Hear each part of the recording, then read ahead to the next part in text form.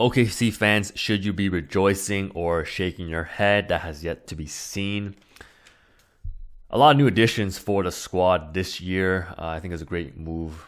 It's great several moves by management. Projected starting five: Westbrook, Roberson, PG-13, Melo at the 4, and Steven Adams at the 5. Now, I believe the coach has stated that Melo will be playing primarily the 4, but they do have Patrick Patterson, so they can move Melo to the 3 and maybe Paul George to the 2, depending on matchup. But 2-3 is pretty much interchangeable. 3-4, depending on matchup, is also interchangeable in my opinion.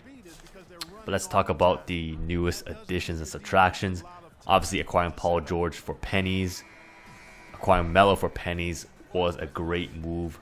PG, of course, I believe an unrestricted free agent coming up at the end of the season. Melo, I think, still has another year or 2 left in his contract. I'm not 100% sure. But regardless, I think he can definitely put them back on the map. I can definitely see OKC being in the top 4 or 5 seed in the West, even though it's a lot more competitive than it was ever before. They did manage to pick up Patrick Patterson in the free agency after the Raptors decided not to re-sign him. Felton is also another key pickup.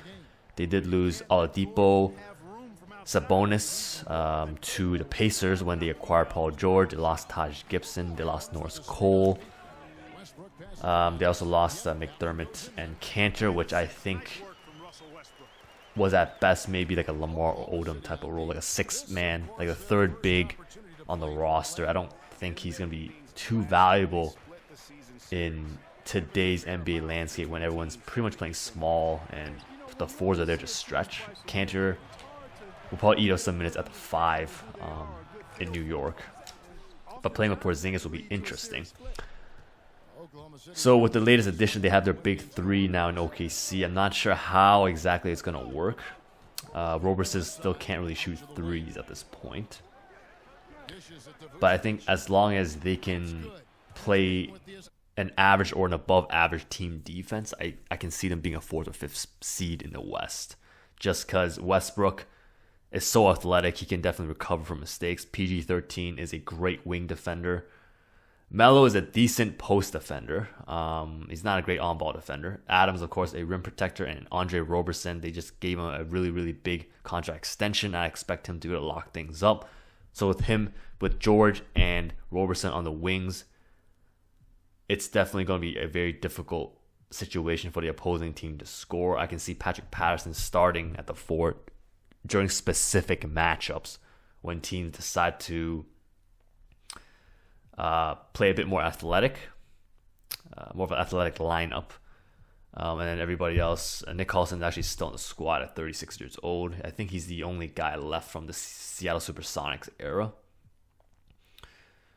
But still, OKC's bench is still not convincing right now. If you look at it, aside from, I think, Patterson or maybe even Felton, I'm not too convinced that this second unit can hold up on its own in the regular season, that when they're playing, 10, 15, 20 minutes with some of the starters, it can cause a lot of problems defensively and offensively. Just don't have enough.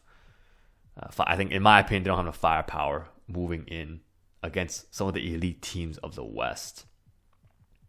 But acquiring Paul George and Carmelo Anthony is definitely going to give them a boost. I'm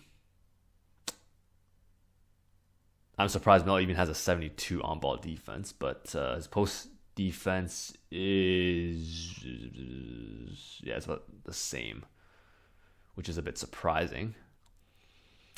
But yeah, their starting 5 is pretty much almost as good as anybody else's in the West, I would say. Anyways, that is it for the OKC edition. Leave your comments below. Give us a like. Remember to subscribe to our channel for more NBA 2K content. Thanks for watching, guys. I will see you next time.